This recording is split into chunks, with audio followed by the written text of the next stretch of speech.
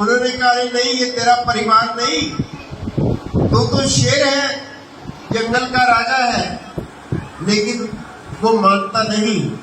अब शेर उसको पकड़ करके कुएं के किनारे ले जाता है, कहता है इसमें झांक। जब वो बच्चा देखता है, उधर बकरियों का चेहरा देखता है, उधर अपना देखता है, तो उसे समझ आती है कि मैं तो इसी जैसा हूं जो मुझे समझा रहा है, मैं शेर हूं और ये बकरियां। तब उसको जाकर के समझाती है। वैसे ही समय समय पर इस धरा पर वो परमपिता परमात्मा भी स्वरूप धारण करके इस धरा पर आते हैं, हमें ये दर्शाते हैं कि तुम जो कुछ अपने आप को मान रहे हो, वास्तव में तुम वो नहीं हो। तुम तो उस परमपिता परमात्मा की अंश हो। तुम्हारा यही स्वरूप नहीं है जिस हमारी रूप को देख करके आप इसी को संभालने में सारा जीवन बर्बाद कर देते हो। तुम्हारा स्वरूप तो कुछ और ही है। तुम तो उसी परमपिता परमात्मा की एक अंश हो, उसकी सत्ता हो, और तुम आनंद का स्वरूप हो। वो महापुरुष समझाते हैं, वो खुद तो जागे होते हैं और ना जाने कितने लोगों को, हजारों लाखों लोगों को जगा देते हैं। तो श्री नगरी निवासी भगवान भी इस धरा पर हम जीवों को जागृत करने के लिए, हमारे वास्तविक स्वरूप को दर्शाने के लिए इस धरा पर आए। और जब जब भी भगवान इस दुनिया में आते हैं, अनेक शक्तियां उनके साथ इस धरा पर अवतरित होती हैं। तो उसी शक्ति के स्वरूप का स्वरूप परमश्रद्धेय सब नाम धन्य श्री स्वामी अभेदानंद जी महाराज, जिनको श्री नगरी निवासी भगवान की निजी सेवा में रहने का अवसर मिला, जिनके चरणों की धूल मिल जाने से जीव का कल्याण हो जाता है, ऐसे त्रिलोकीनाथ प्रभु की निजी सेवा में रहने का जिनको अवसर मिला हो, तो कितने महान होंगे, कितने सौभाग्यशाली होंगे। वो श्री नगरी निवासी भगवान के कितने प्रिय होंगे जिनको उन्होंने सदा अपने साथ रखा। और वो ऐसे भोले स्वभाव के महापुरुष, और जैसा नाम यथा नाम तथा गुण उनके अंदर रहे। श्री नगरी निवासी भगवान एक दिन पूछते हैं सभा में अपने संत महापुरुषों से कि क्या तुमने कभी भगवान देखा है? अब सब लोग अपने अपने मत अनुसार अपनी अपनी बात कह रहे थे। और जब नंबर आता है श्री स्वामी जी महाराज का, स्वामी जी खड़े होकर के हाथ जोड़ करके कहते हैं कि प्रभु, जब से आपको देखा है उसके बाद कभी मन में ये भाव ही नहीं आया कि आपके सिवा कोई और भी भगवान है। बोल जयकारा, बोल मेरे श्री गुरु महाराज की जय। मुझे तो सब में आप ही प्रतीत होते हो और आपके सिवा दुनिया में मुझे कुछ और दिखता ही नहीं। ये अभेद दृष्टि है, जहां कोई भेद ना हो, केवल एक ही दिखे, वो अनन्य भक्ति है। और जिसके अंदर ऐसी अनन्य भक्ति हो तो श्री गुरु महाराज जी अपने साथ क्यों नहीं रखेंगे, अपने पास क्यों नहीं रखेंगे? अगर आज हम दूर हैं तो अपनी कमी के कारण, अपनी अज्ञानता के कारण, वो तो हर पल साथ रखने के लिए तैयार है। बस वो पात्रता हमारे अंदर भी आ जाए। हम दर दर भटकते हैं, ठोकर खाते हैं, और फिर जब कहीं खैर नहीं मिलती तो फिर आकर के चरणों में गिरते हैं। लेकिन अगर हम अपने अंदर एक ऐसा भाव बना ले कि मेरे प्रभु, मेरे श्री नगरी निवासी भगवान से बड़ा दुनिया के अंदर कोई और भगवान नहीं है, कोई ताकत नहीं है, और ये सत्यता भी है। क्योंकि वैसे तो गुरु की परिभाषा की अगर बात कहते हैं तो गुरुर ब्रह्मा गुरुर विष्णु गुरुर्देवो महेश्वरा, गुरु साक्षात परम ब्रह्म तस्मै श्री गुरुवे नमः। गुरु ही ब्रह्मा है, गुरु ही विष्णु है, गुरु ही शंकर है, और इन सबसे परे जो पारब्रह्म परमेश्वर है वो भी गुरु का स्वरूप है। जब पारब्रह्म परमेश्वर गुरु का स्वरूप है तो फिर हमें दर दर ठोकरें खाने की आवश्यकता ही क्या है? जिसके अधीन सभी देवी देवता है, जिसके अधीन सारी प्रकृति है, तो फिर हमें बाहर इधर उधर भटकने की क्या आवश्यकता है? उनकी सत्तर पर सर झुकाने से दुनिया की हर दौलत और रहमत मिलती है। लेकिन ये आज का एक प्रचलन हो गया है, व्यक्ति दर बदर भटकता रहता है और जो रास्ता हमें अपने सतगुरुदेव भगवान ने दिखाया है उस राह पर नहीं चल पाते।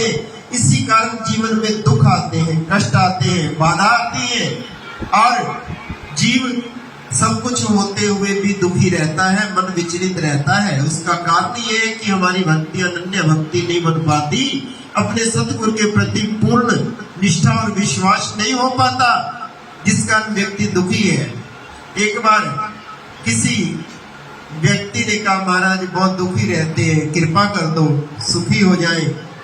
उन्होंने कहा बिल्कुल हो जाएगा, पक्का गारंटी से कहता हूं, बिल्कुल सुखी 100%। उसने कहा महाराज परिवार के लोग भी बड़े दुखी रहते हैं। कहा वो भी सुखी हो जाएंगे। कहा मेरे जो साथ रहने वाले लोग हैं, मेरे मित्र हैं, वो भी बड़े परेशान रहते हैं। कहा सब सुखी हो जाएंगे, मैं गारंटी लेता हूं, लेकिन एक कंडीशन है। अगर उस कंडीशन को आप फॉलो करो तो आप बिल्कुल सुखी हो सकते हैं 100%। कहा महाराज वो कंडीशन क्या है? कहा कम से कम 2.5 घंटे भजन जरूर करना, कम से कम 2.5 घंटे भगवान का भजन जरूर करना है, ध्यान जरूर करना है, मेडिटेशन करनी है। महाराज ये तो मुश्किल। संत ने कहा 2.5 घंटे मूवी देख सकते हो। 2.5 घंटे जब आप बीमार होते हो डॉक्टर के पास जाकर के वेट कर सकते हो। 2.5 घंटे आप ट्रेन की वेट कर सकते हो, लेट हो जाए ना जाने कितना समय में इधर उधर तो बर्बाद कर सकते हैं, लेकिन जब भजन की बात आती है तो काम बहुत मुश्किल है। जो इतना आसान है, शरीर को कोई कष्ट नहीं, बैठना ही तो है, ना कोई घर चलाना है, ना कसला चलाना है, ना कोई मेहनत है। एसी में बैठो या कूलर के सामने बैठो या कहीं भी बैठो, लेकिन वो मुश्किल है। उन्होंने कहा महाराज ये तो मुश्किल है। उन्होंने कहा भी सोच ले, अगर 100% सुखी होना चाहता है तो अभी मैं तुम्हें सुख देने के लिए तैयार हूं, अभी ये कंप्रोमाइजिंग कर ले तो अपने साथ। कहा नहीं महाराज ये मुश्किल है। 2 बार पूछा, 3 बार पूछा, उसने कहा फिर जाओ भटको। अब सुख के लिए पूरा जीवन व्यक्ति दौड़ता रहता है, भागता रहता है। अगर किसी से पूछे कि ये सरपट दौड़ किसके लिए है, दिन रात खून पसीना बहाते हो किसके लिए? हमारा सुख के लिए है? सारा जीवन बीत जाता है और सुख से वंचित रह जाता है। परिवार के लोग फिर उसकी आत्मिक शांति के लिए पाठ पूजा करते फिरते। जीवन में अगर सुख नहीं मिला, शांति नहीं मिली, आत्मिक सुख नहीं मिला, और बाद में क्या होगा प्रयास करने से भी। तो जरूरत है इस जीवन के रहते रहते समय लेने की। अगर आप नियम बना लेते हो अपने सतगुरु का ध्यान करने का, उनकी छवि को अपनी आंखों में बसा लो, 2.5 घंटे अगर आप बैठकर सिमरन करने लग जाओगे तो आपकी अनन्य भक्ति तो स्वाभाविक ही बन जाएगी, क्योंकि वो गुरु के वचनों पर आप विश्वास कर लिया आपने, उनके दर्शाए मार्ग को आपने अपना लिया, तो फिर ना तो कहीं और भटकने की आवश्यकता रहेगी, दर ठोकरें खाने की आवश्यकता नहीं रहेगी।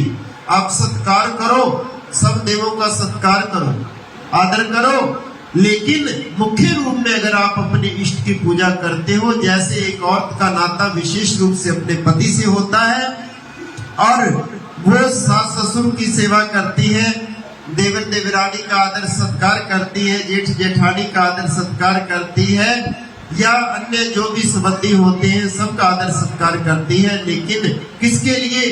अपने पति के लिए, उसको खुश करने के लिए। उसी भांति जब तुम अपने सतगुरु को खुश करने के लिए तो सब जगह आदर सबका करो, सत्कार करो, नमन करो, लेकिन केवल ध्यान अपने इष्ट के चरणों में बना रहे। जब हम उसी पतिव्रता औरत की तरह हम भी अपने इष्ट के प्रति पूर्ण श्रद्धा रख के विशेष रूप से अपने सतगुरु की पूजा सेवा अर्चना करते हैं, उनका ध्यान करते हैं, उनकी छवि अगर हम अपने हृदय में बसा लेते हैं हर पल हर क्षण सबके अंदर वो प्रतीत हो, वो तस्वर अपने इष्ट का, अपने सतगुरु का। उन महापुरुषों ने जो हमें श्री सतगुरुदेव भगवान का ध्यान करने की विधि बताई है, अजपा जाप की विधि बताई है, सहज समाधि की विधि बताई है, हम उसको अगर धारण कर लेते हैं, उनके वचनों पर अमल कर लेते हैं, तो फिर आनंद से वंचित नहीं रह सकते, सुख से वंचित नहीं रह सकते। ये आत्मा सुख का ही स्वरूप है, आनंद का सागर है। लेकिन व्यवहार को सब कुछ समझ करके ये व्यक्ति दुखी होता रहता है। दुख का कारण कोई और नहीं, दुख का कारण जीव की अपनी सोच है, अपनी अज्ञानता है। अन्यथा दुख में भी सुख की प्रतीति जीव को हो सकती है। ये संसारिक व्यवहार में आने वाली बाधाएं, कष्ट, पीड़ा, ये तो एक अपनी प्रारब्ध है, ये तो सीन चलता ही रहेगा। लेकिन उस दुख में भी सुख की प्रतीति हो, तो वो हो सकता है तो केवल और केवल अपने सतगुरु के वचनों का पालन करने से, उनका ध्यान करने से, उनका सिमरन करने से। समय इजाजत नहीं देता ज्यादा कुछ कहने को।